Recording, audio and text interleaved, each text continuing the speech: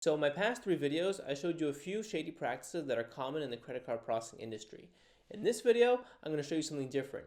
Instead of shady practices, I'm going to go over incompetency. But hey, if you don't care about losing a few grand a year, I'll link the recruiting video to Herbalife in the description below.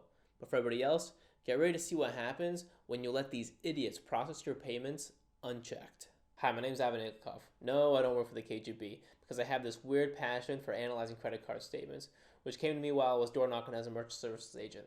Yep, that used to be me. I found that I love going over real statements with people and showing them all the schemes and tricks processors use to make an extra dime off their back.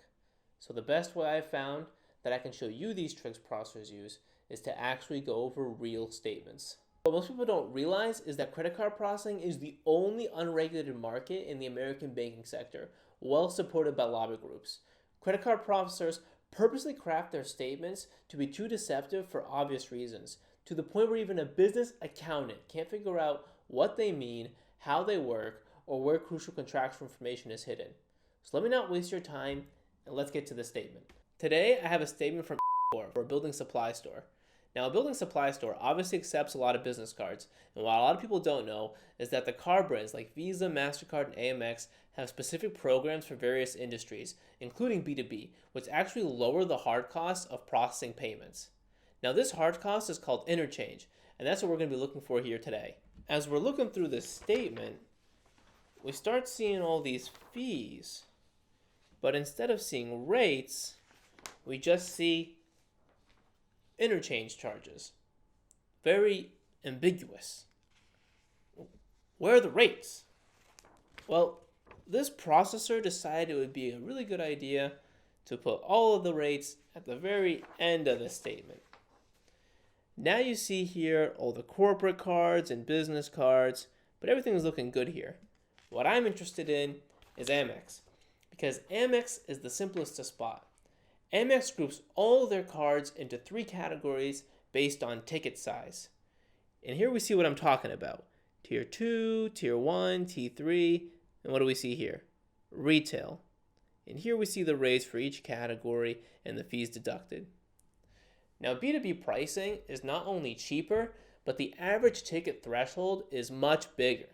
For instance, in retail, you'll be paying the highest rate, Tier 3, if your ticket is $1,000 or over.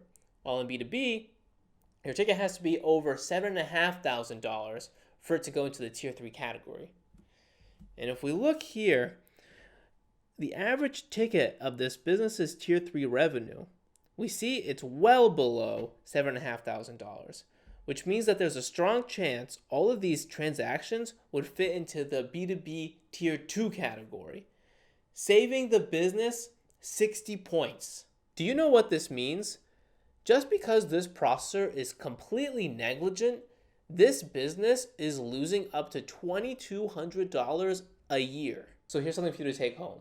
First, if you're processing less than $1 million a year in Amex, make sure you're in the OptBlue program.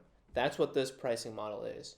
All the Amex cards are bundled up into 3 separate categories based on ticket size, making it very easy for you to understand where your money is going.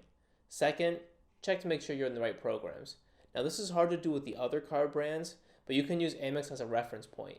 And generally, if you want more information about rates, feel free to watch my other videos on the subject, or you can also head over to my website. Payment Solutions has a lot of variables to take into account, and the processors are using them to take advantage of the small and medium business owner. If you want my help with your statement, you can click on the link below for an in-depth analysis, or just send me an email at info@ivannikolov.com, and I'll take a look at it when I have the time. Anyways, good luck, stay safe, be good. That was me, Ivan Nikolov, your friendly Russian.